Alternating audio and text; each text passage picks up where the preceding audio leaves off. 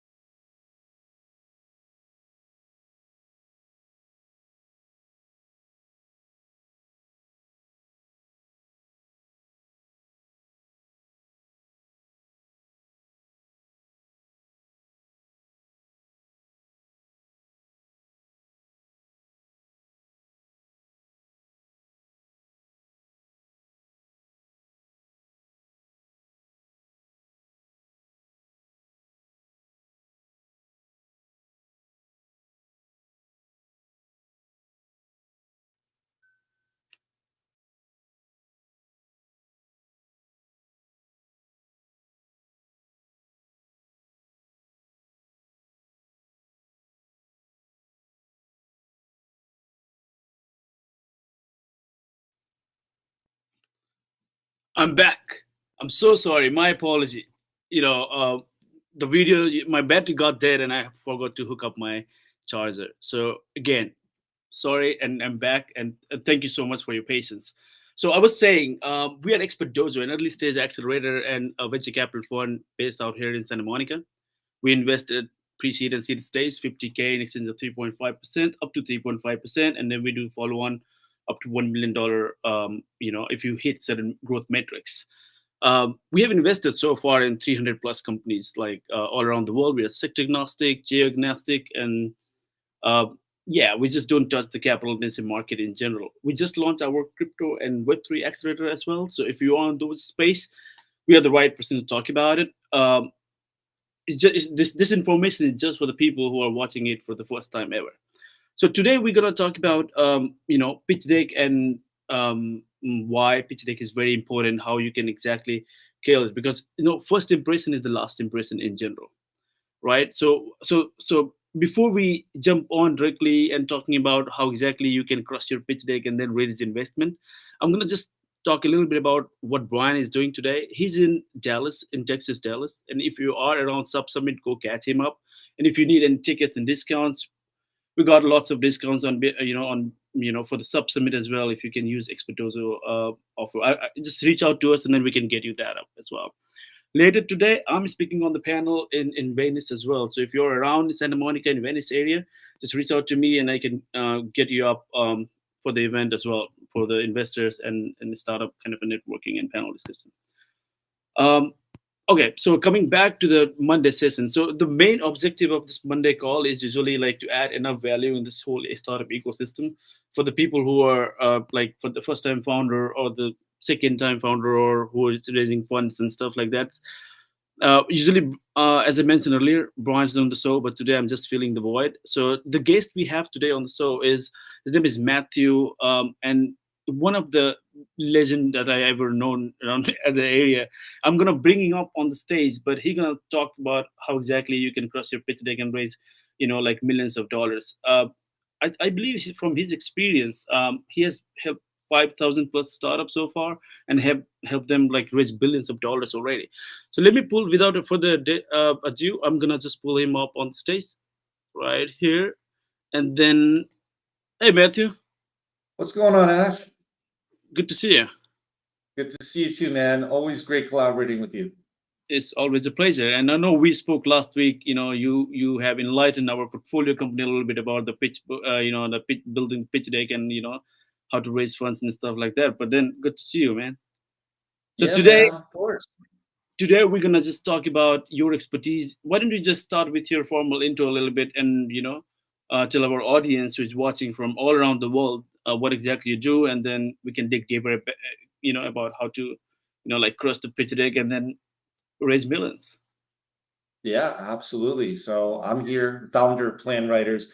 Our superpower is preparing business plans and pitch decks for fundraising. So been doing this 10 plus years, and Expert Dojo happened to be one of my incubators and my mentors. Like Brian, 10 years ago, helped me guide this, and got into this business because I won a few pitch competition, business plan awards, and thought I'd write a business plan to start a business plan company. Great. So, do you have a presentation, by the way, Matthew? I do. If you like, I can take over, and Ash, So, we can so stop listening to you and have some fun. yeah, for sure. But before we dig deeper into, like, sharing the screen and walking through how exactly someone can cross their pitch deck, what do you think, Matt? Why pitch deck is so important if you are a founder, like first time founder, or maybe if you're a repeating founder, doesn't really matter. Why pitch deck is? Do you think pitch deck is very important in the early or something else? Yeah, so I have a bit of a controversial view when it comes to this, and we'll definitely dive into it. So a pitch deck matters, but alone it means nothing, right? And I don't believe in a perfect pitch deck. I believe in a holistic founder, right? So I like to teach my clients exactly what are strong elements of effective pitch decks, how to pitch, the psychology of how all that intersects. But I don't want you to be a pitch deck founder. I want you to learn how to close deals. I want you to learn how to effectively communicate. And I want you to show what is the difference between exaggeration and bullshitting in line, right? And authenticity is what really shows off. So you either got a lot of this enthusiasm or conviction, or you don't. And the pitch deck is a way to channel that. So a lot of interesting things I'd love to share with you guys today. Great. No, absolutely. Like communication and all these channels are very important aspect if you're a first time founder in general, like or a founder or entrepreneur in general. So yeah, like let's dig deeper, and then while we'll continue our, so if there is any questions or concerns pop up, I'll just like bring it up in your attention. So Sure. let me pull your screen up right here. The stage is All all right. yours. All right. Thanks, Ash. So we're going to talk about a lot of controversial things today, guys. First of all, topic here is the intersection of neuroscience, pitching and closing deals, and really how to navigate this 2024 modern environment, right?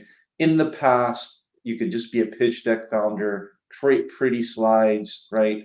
There was a very structured way of doing things. I want to enter a realm of dynamic, social, contracts with your investors to understand really what's going on behind the scenes to level up everyone's pitch and communication. So, the first lesson is a seemingly benign cover page. I want everyone to understand how people's brains work when it comes to pitching. Okay. If you are trying to anticipate topics that people are talking about, the brain is not paying attention to present information. So, it's so important. Like, figure out what you're going to talk about, communicate, lay it out up front, and let the brain process information as you pitch it. So, cover page does that. Today, we're going to talk about the neuroscience of pitching, how to close deals in a modern environment. So, with that, right, I'm going to lay out exactly what we're going to talk about so everyone pays attention. First thing is, why am I a credible authority to teach everyone here how to prepare the pitch? What really happens behind the scenes of a deal and a pitch? Mechanics of what a fundraise looks like, when to raise capital, find the right investor, your plan, the research, how to prepare a proper business plan to incorporate in your pitch deck. I'm going to show you samples of what a proper deck looks like, the science behind what's happening as someone is pitching, some practical tips on exactly what you can do to pitch to activate the crop brain. And if we have time today, we're going to talk about the back end, right? The due diligence, negotiation, and actually closing a deal. So let's talk a little about myself, right? I bring up 3 points, not to really brag, but credibility is so important in a pitch. And the way the brain averages the way the brain processes information about a person's background and credibility. It averages basically all the information you give it. Okay. For me personally, I was involved in an early stage founder that went from 0 to 100 million in an early stage venture. We built the first shopping cart in the 90s. We went from nothing to a top 500 e-commerce company. I started a SaaS company. I've talked to hundreds of investors. I successfully raised seed funding, and I built an agency that's helped over 5,000 founders raise $1 billion, right? I could have talked about 10 more things on my background, right? Nobody cares. No one cares about my education. No one cares about all the other side companies. No one cares about these advisory roles. What they care about is the top most relevant things to your pitch. Because what happens is you will dilute your average with irrelevant information, and all the incredible things that you can talk about won't stand out. So first thing is stand out with your credibility. Pick the most important, high value, relevant points to start your pitch. So I really want to talk about what's happening behind the scenes, because people think it's a pretty pitch you're presenting. You pitch without getting interrupted, information gets transmitted, and deals happen. That couldn't be further from the truth. The real truth is a lot is decided even the second before you pitch. How you get set up to a deal, your social standing, right? And being able to pique everyone's interest even before you set up the pitch is really what makes the difference in human psychology. Investors think they're sophisticated and smart, and they are, but the truth is they've made a decision before they thought they had. People make decisions emotionally. We've all heard that. But what happens in reality is the higher brain, what they do is they justify their decisions rationally later and think they're in control, but they're not. It's the secret reptile brain that we really need to talk about. So your pitch deck, like we talked about earlier with Ash, is super important, but alone it's meaningless, right? You got to incorporate the whole ecosystem behind you to really command attention. Pretty slides will only get you so far. Now, anyone can learn how to pitch. I always teach my clients this. I wasn't great at this. One of my heroes in this world, which a lot of these lessons are incorporated, Oren Klaff, he wrote this book called Pitch Anything. He was a terrible pitcher when he started too. This is a learned skill. It takes practice and understanding of, of, of basically the elements of a pitch. If you really put the work behind it, you can be great at this too. So, want to go over just quick mechanics of what happens in a fundraise so we can put all this in context and know that in the world of entrepreneurship, right, there are no rules. You can literally make a deal on a napkin, handshakes, money can be transmitted, but for 90% of plus startups and early stage entering the venture world, generally what you want to do is have your plan, have your pitch ready. You do an extensive research, right, of exactly who your investors might be. You want to get set up to these meetings properly via networking and solutions we're going to talk about. You deliver your pitch. There's some follow on, and then ideally there'll be some due diligence. Well, people will back up some of your statements, get a term sheet, you negotiate and close. So I talk about this, right, to kind of put the framework of, there's so much that happens before a pitch, and I want everyone to really be aligned with the whole system. So when to start? What I always tell my clients is if you want to fundraise tomorrow, you better start yesterday, right? So it takes a long time to fundraise in 2024. We looked up some data in Carta. It's more than it used to be. I would say you need at least 3 to 12 months to raise a proper seed round in 2023. I think it's trending longer. And the second you announce your startup to the investment community, you have to get momentum extremely fast, right? And that's going to come from revenue, hitting milestones, getting clients, different iterations. You need to be able to communicate updates. You need to be able to show crazy acceleration and momentum. Because what happens is if you don't get that seed round within that timeline, your deal starts to look stale. And when things start looking stale, your chances are going to plummet immediately. The worst thing you could ever see in Ash, you could probably attest to this, is having like a shop deal with not being able to raise money for an extended period of time and trying to still go into market asking people for money. It just becomes a red flag. So if you're getting momentum and you're doing great, your chances of raising money starts to accelerate dramatically, right? It becomes exponentially more difficult, I would say, after month 15, right? If you don't have anything noteworthy to update, and especially if you haven't raised money before. So it takes time, get started. That delta between when you announce your company, when you need money, and when things start looking really fishy and bad is short, right? Like you reach your lowest point in 18 months, it takes 12 months to raise money on the higher side for some things. So you got to get started. And it's also, to add on to your point, Matthew, it's a sprint basically. Every single time you go to the market and pitch, come back and then improve your learning curve, right?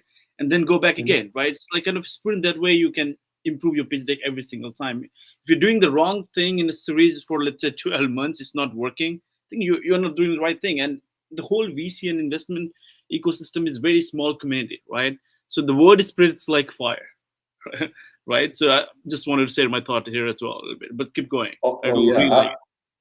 absolutely. And I'm going to talk a little bit about a strategy about exactly how to line up your pitches, right? So you can optimize things because you don't want to live in a static environment. We're living in a fast-paced, dynamic world, and I'll share with everyone what that means instead of using buzzwords.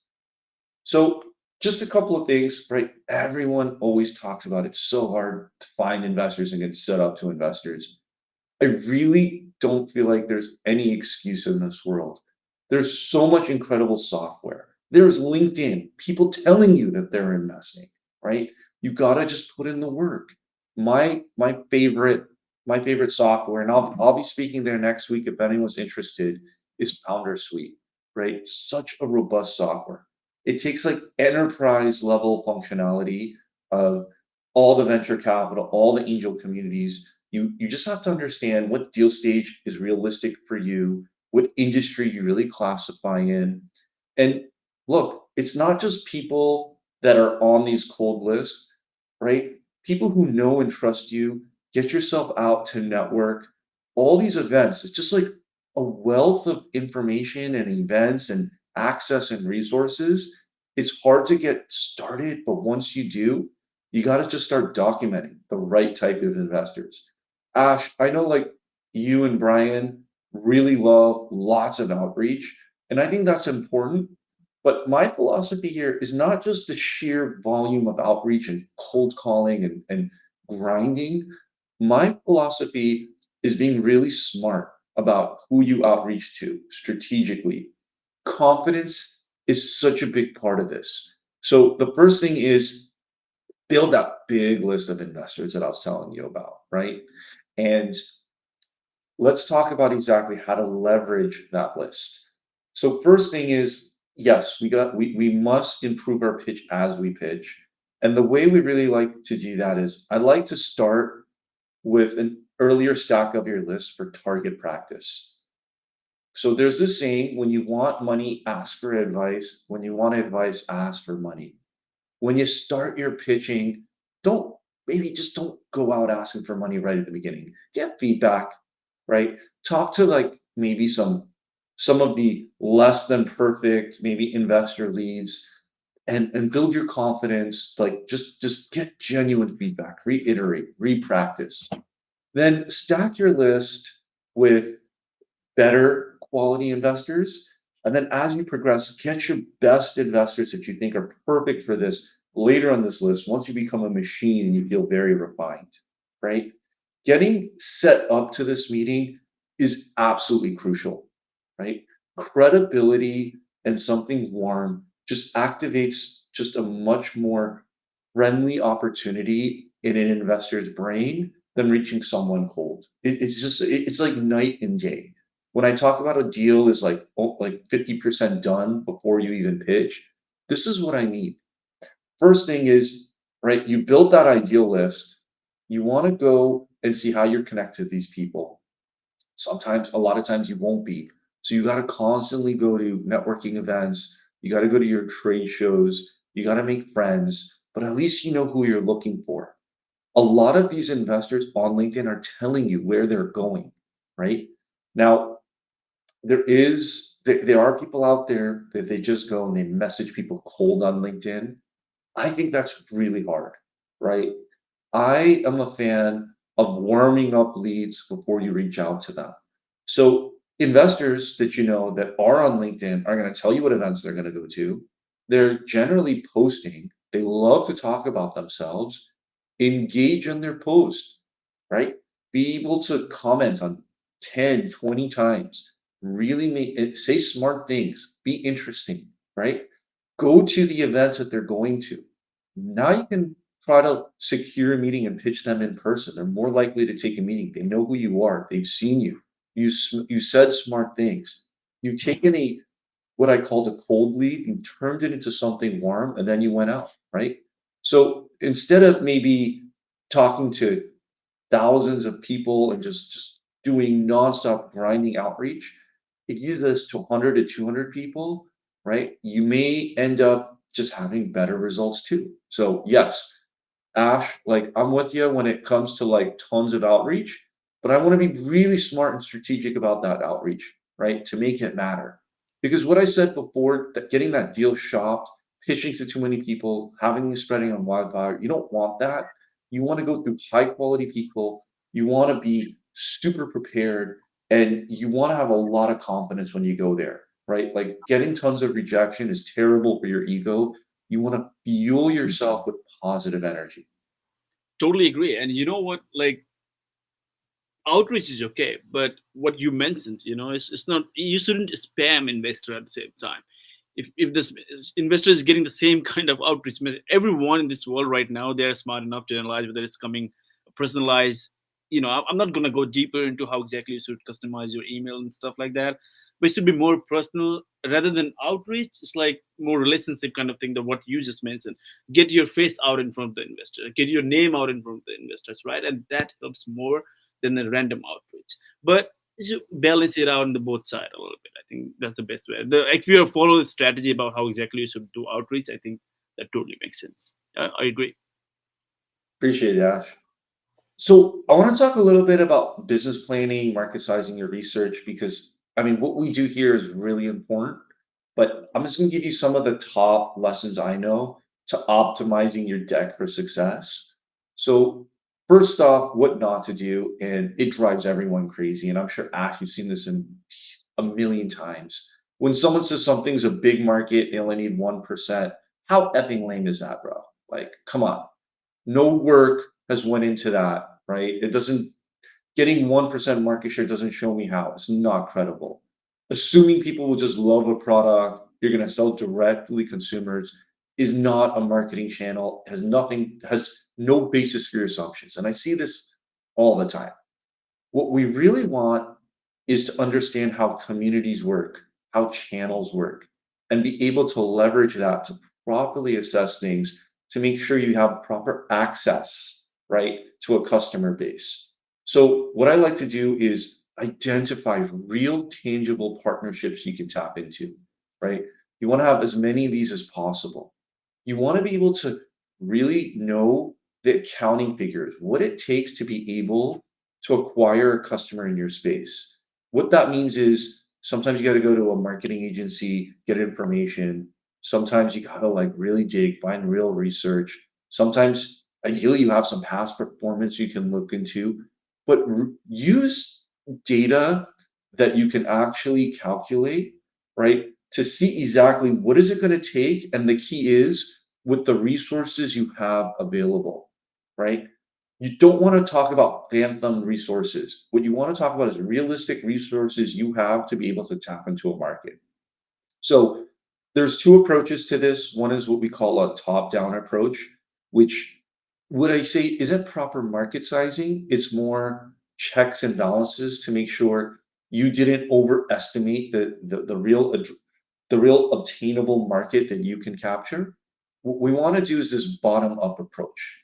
In this bottom-up approach, what we do is, yes, we see exactly what an industry and market segment looks like, but what we want to do is calculate, right? Using those metrics exactly, what capacity do you have to be able to capture with these tangible data sets, with actual live potential customers in your pipeline, with a marketing spend with dollars that you have, using real partnerships with distribution and information.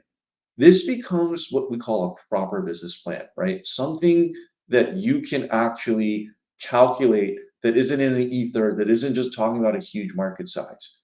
A top-down approach is important. I don't want to discount that. Sometimes we do need to see exactly the realm, the universe. But what we really care about when we're in an early stage entrepreneurial endeavor, right, is to see what you can access. Because most ventures live or die in the first like 1, 2 years, right? And if you don't prepare that short-term planning really tight and well, you're not going to make it, right? So the way we get a lot of this information as well, sometimes we got to spend a little bit of money. At our company, we pay for our research. I spend $30,000, $40,000 a year on subscriptions to Ibis World, Forrester, Mintel. Sometimes you got to be able to pull a report. Sometimes we're in very unique industries where we need to be able to get different segments of this information from different sources and combine them. Sometimes we got to roll up our sleeves and go to trade associations. Sometimes we got to find very industry specific sectors and get creative. But this research is important because it makes you a credible authority. Invest in getting proper research, right? So you go out there and you pitch, you know what you're talking about. You got these numbers inside and out, and you don't sound like a BSer. You sound like someone who's done their homework, right? Their knows this stuff, is well informed. Now, one other part of the planning, and then we're going to talk about pitching, right? I get all the time people coming up with really lame competitive slides, competitive advantage slides, competitive analysis slides. A solution I recommend my clients, and I do these in a lot of our decks, right? We want to understand exactly where your competitors fall, in what areas, right? And what I do is I like to make axes that are diametric. And of course, there's a lot more flavor and information, but the brain can only process information in a simple way. So I like to take diametric forces, and I'll give a simple example: something that's low price versus high price, and something that's high quality versus low quality. What we want to do is put ourselves in a bucket, in a quadrant that's more empty, that's unique, and be able to put your competitors in other buckets that are very crowded. And what we do is this will kind of help you figure out your differentiators. If you can figure out the right values, it sets your mission together, your brand identity together, and it really helps you communicate your competitive advantage. So I really encourage everyone to figure out exactly where you fall in, and your pitch is going to flow like water at this point, right? It tells you who you are and how you're different, and it puts everyone else in a different world. Put yourself in that empty quadrant. So let's talk about pitching and some fun stuff, right? So I'm gonna talk about how to make a decent deck, show you guys some examples, but a couple of things I want to preface. Okay, the data, the research, all that's important, but people don't remember that. Okay, people remember how you make them feel. People remember stories, and people ultimately emotion is the most memorable feature of any sort of pitch, right? Emotions is what really kind of wires the brain to get people stand out. We are emotional creatures. Okay. People cannot read busy slides, and people hate templates. Okay. It's 2024. If you were saying that something is a problem slide, something is a solution slide, it's a huge waste of opportunity, and you're losing out on some of these tactics that I'm sharing. What we want to do is on the problem slide, right? Explain what that problem is. Say a dramatic story, short header. Use big font sizes so you're not just inundating your slide with information. Okay. When you go on a date with somebody, you don't tell people your life story. You have a fun, engaging time, right? You talk about a couple of important things. Then you go on a second date, you go on a third date. It's the same thing with investors. You're not giving your business plan, you're not giving everything away. It's okay if you didn't get every single last point. Let that come out through conversation. Let that come out through a second pitch, a third meeting, right? And then you can get, more serious with information down the line. So these are things that we use to activate the croc brain. And notice how I'm not reading off every point on the slide. Okay. Don't do that. Engage your audience. So I'm going to give some quantitative and some qualitative information.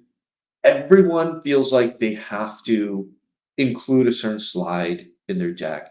And you need to tell people to like really like shut it. Because the truth is, everyone like there's a lot of room for creativity, and there's only about 6 slides that most investors, like serious authorities in the investment community, really agree. It's a problem, solution, business model, competition, the team, and what you're fundraising. Everything else, right? I really want to think about what's relevant to the stage you're in. Earlier on, I talked about the average of information. If you don't have badass information to share on your business on that, don't feel like you got to force that slide in there, right? And then also the order, right? The better information you have, feel free to add that earlier into your deck. I don't really care about putting things in a conventional order. I care about telling a story. And whatever helps you do that best by ordering, please do it.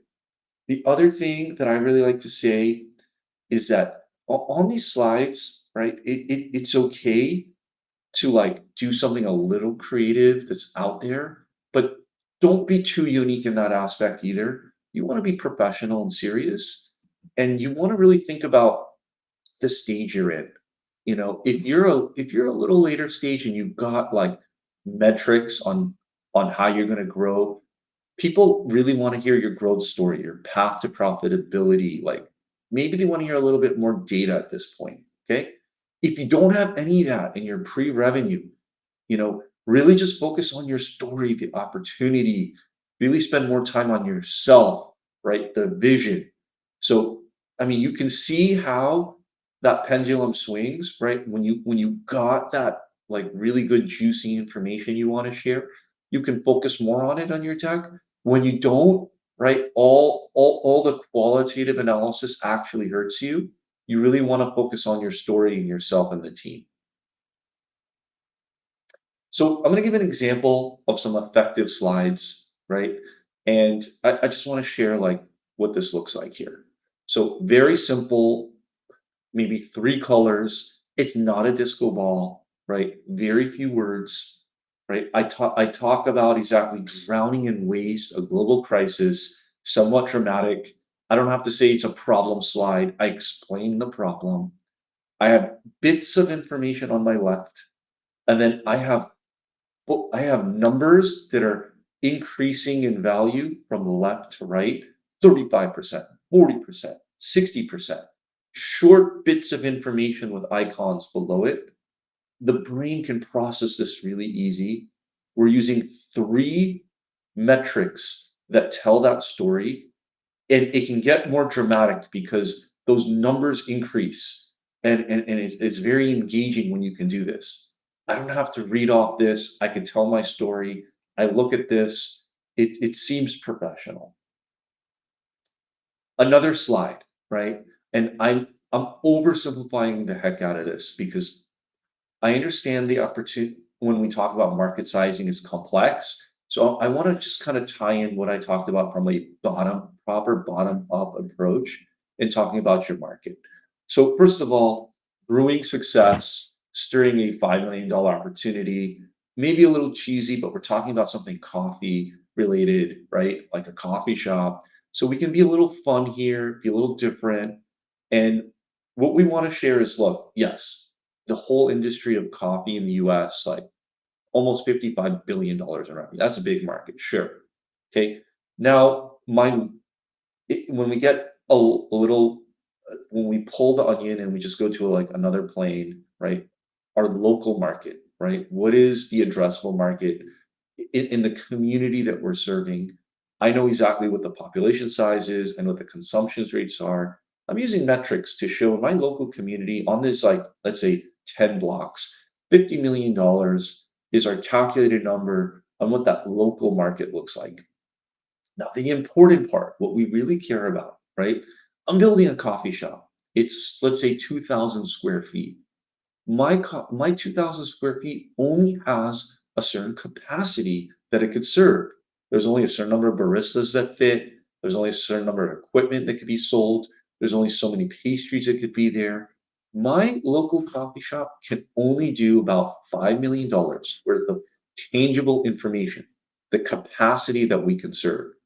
Now, I mean, Ash, I'm going to tell you this number is going to have to look a lot bigger when we're talking about the venture community, right? But the theory is there, right? I want you to be able to show how you calculate it while telling a story. And that's the purpose of this slide here.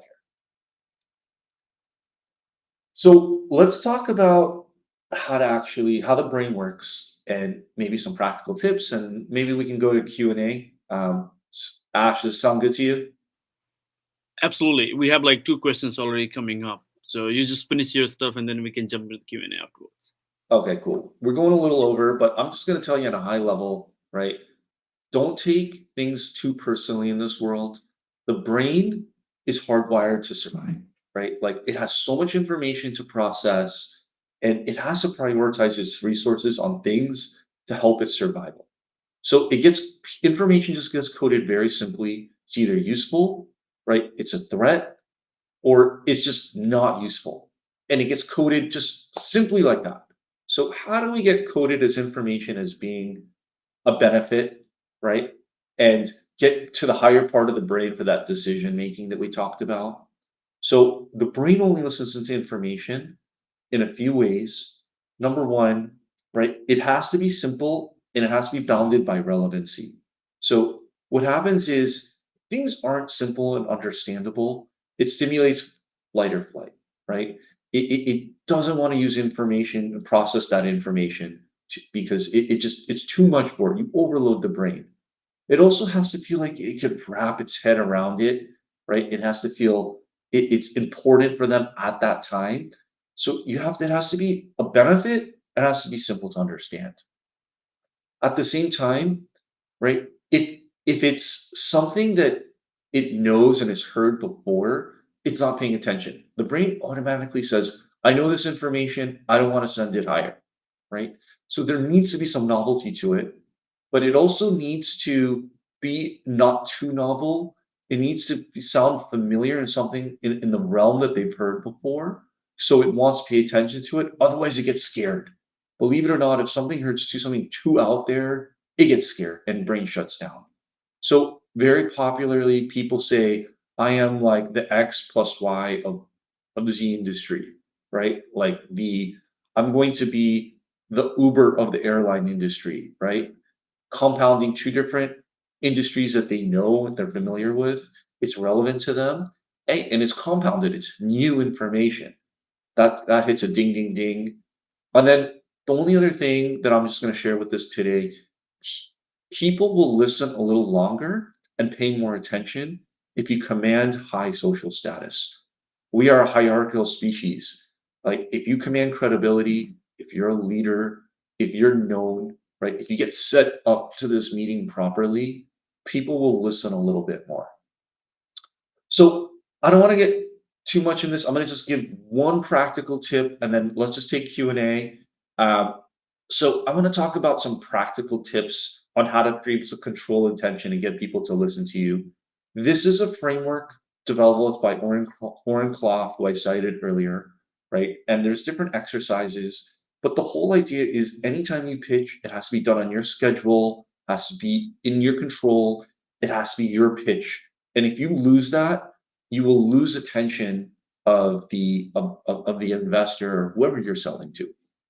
So the common thing that happens, you're pitching and you go through a humiliating process of going into a boardroom, getting set into a conference room, waiting for someone to show up, dehumanizing as hell, right? And a lot of times, like I'll tell you, someone will go in there, right? People are polite. People want to be able to like kiss that investor's ass. Okay. It is important to be likable, but not over here. What you want to do is command respect. Okay. And I'll tell you how many times, I don't know how many times like this has happened to me, but I'll go in there and be like, I only got 15 minutes for this pitch. If you don't mind, let's get started. They aren't trying to be rude. Investors are very busy, but that actually sets you in a position of very low status. And you will not win a pitch if it's done under someone's agenda or time. It's very hard to come up from that. What I always like to do, a simple practical tip is, hey, Mr. Big Shot, I actually only got 10 minutes and then I'm going to move on to my next meeting. So it's cool. We don't even need that 15 minutes. So subtle. It's now you taking control of the situation, being a little defiant, not rude. We're having fun, right? And you're not kissing this investor's ass, right? What we want to do is don't want to act needy. You want to feel like you've got a lot of self respect. Simple, but very effective. There's millions of things like this that we can talk about if anyone's interested. So, look, there's a due diligence process. My lesson here is if you lie, people will find out. Don't bullshit. And then if you've done your job well, you'll get a term sheet. The one lesson I'll say is don't be an amateur. If you negotiate nonsensical terms, people aren't going to take you seriously. Get a good attorney to help you with this. Don't be cheap. You're at the home stretch. So, anyone wants to contact me, this is my information. Ash, if you could share this link tree information, I give free pitch deck reviews. We do business plans. If anyone needs our help, we can absolutely help you with that. And listen, I'm a really nice guy. I like to invest in karma points. So if anyone wants to get in touch with me, please feel free to access this link tree and we can get in touch. So that's all I'll share with today. And if anyone has some Q&A, Ash and I are here to talk about crushing your pitch. Absolutely. What a session. Thank you so much, Matt. It's really very insightful. And then we'll share your link tree and all the contact information to our people watching at different platforms, different channels. So we have those data and then we'll share afterwards. So don't worry about it. We'll definitely get in touch with a lot of folks because you're such a nice person. But yeah, my one point I'll just add on and then we'll jump on the Q&A is like have a growth mindset. Like be optimistic what you are doing in life in general, right? And that will help you grow every single day, right? We have one questions coming up from to it came to my email for some reason. So the person is asking how much creative is being too creative in the pitch deck. Good question, Ash, right? I think, listen, at the end of the day, this is a judgment call. Okay. So I'm okay with people testing the waters, right? So if you got something creative and like, first of all, I don't like people that substitute videos, for instance, like as part of their pitch. Like, I'm not a big fan of like fancy like slides that have to use too much technology. You end up being in a lot of different environments, right? Where you can't like do that effectively. And you want the attention like from human to human. When it goes from human to media back to human, it gets risky. But look, we are entrepreneurs. So if you feel like you want to take a risk, test it. Go ahead. That's what the earlier stack is for. So look, it just takes judgment, right? And I'll talk about something here as well, Ash. It's really important to have like good mentors. And when I talk about mentors, I hate people that like have 10 mentors and have like so many people that they ask questions to. People have different philosophies. I am someone to find that's like find one mentor you really love and trust, right? And if you're going to ask that person to be a mentor, right, really take their information seriously. You don't always have to go for it, but you will get confused if you get different mentors telling you different things. But what I would say is maybe ask your mentor, right? If you feel like something's a little too risky. What you really want to do is it's okay, take some risks, like use that framework. There's 6 slides that people want to talk about. There's lots of other slides out there that are important. Think about what helps you tell your story. Think about what actually levels up your game. I mean, I'm a big fan of minimizing technology, right? It's not a disco ball. I talked about that. But if you got something a little out there, that's cool too. That makes you stand out. Just try to use a lot of those tools and frameworks we talked about. No, absolutely. And as you mentioned, like maybe at early stack, if you want to be creative, test it out with a couple of investor, different slides and all, and see what working, what not. Right? It's you ultimately being founder who needs to do this, kind of like deep analysis and getting the analytics out of it, what exactly working for you, what not. Because there is no standard process. There's no such rule that okay, be creative, be not, be what, right? Like you literally hit the nail. So thank you, Matt. It's very helpful. We have another question, but before that, someone is asking where we're gonna put this live. So so every Monday, 8:30 to 9:15 a.m. we go live with one experts like Matthew. You have seen how excellent he is, and then usually like it's get recorded and then we post it to our academy.expertdojo.com, and then if you go to Dojo Live, we have all those past recordings as a podcast or the video. You can just access it and then connect Matthew or the speaker or the founder in general. So we usually do like a kind of a mix math it a little bit. Like sometimes we do with the founders, like to hear their story. Sometimes with the experts like Matthew himself. Anyways, one last question that we have, and then we'll call it a day. I know we are running over time, but someone is asking how many links. Is it okay to have backlinks in the pitch deck, and then like refer that to the attachment or any data room or stuff like that, or it's not recommended to have too many links in the deck?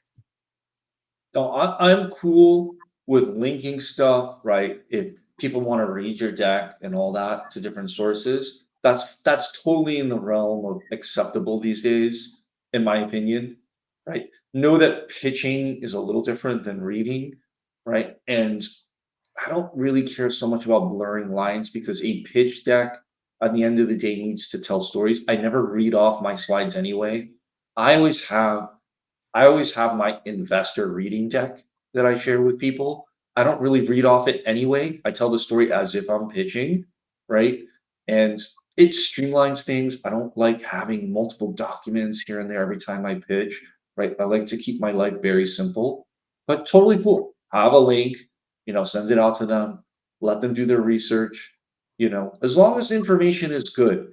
And Ash, people don't really read that much anyway. So just know, like, if you're going to put the link out there, 99% of investors are probably going to read Yeah, 99% of it, right? So, totally agree. like, we do a lot of business plans, like formal, traditional business plans. We are well aware people aren't going to read it, but that planning process is so important for the founder, or that research does so well when you actually translate it into a plan and builds credibility in a due diligence document. And plus, obviously, there's so many use cases of business plans outside of the investment community. So that's why we do that.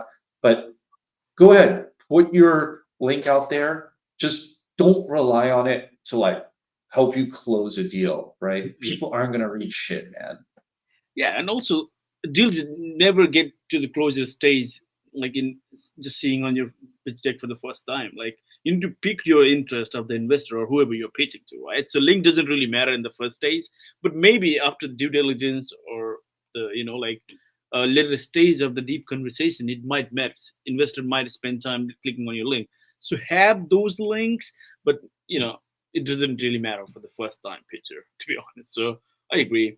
Um, Okay, we are about to, like wrap it up the session. What's one advice you give to the founders or the people who are watching us from, like different ethnicity, different places around the world? And then we'll call it a day. And thank you so much, Matthew, for such an amazing, insightful session. Absolutely. Ash, the one thing I'll tell you, like, I don't like giving people advice. What I'll say is something I wish I did like myself earlier on is have fun, man. I understand it's stressful. I understand it's uncomfortable, But guys, there's something really glorious about getting involved in a new venture, staying up late, and just like being all you can be. Just know that this is a game. Don't take stuff personally. No's are going to happen.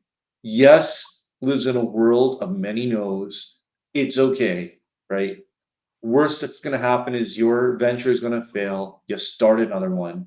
Ash, how many people you know just start one venture and that's it, they're done, right? Like people, if you're going to be an entrepreneur, you're going to be starting shit left, right, and center, right?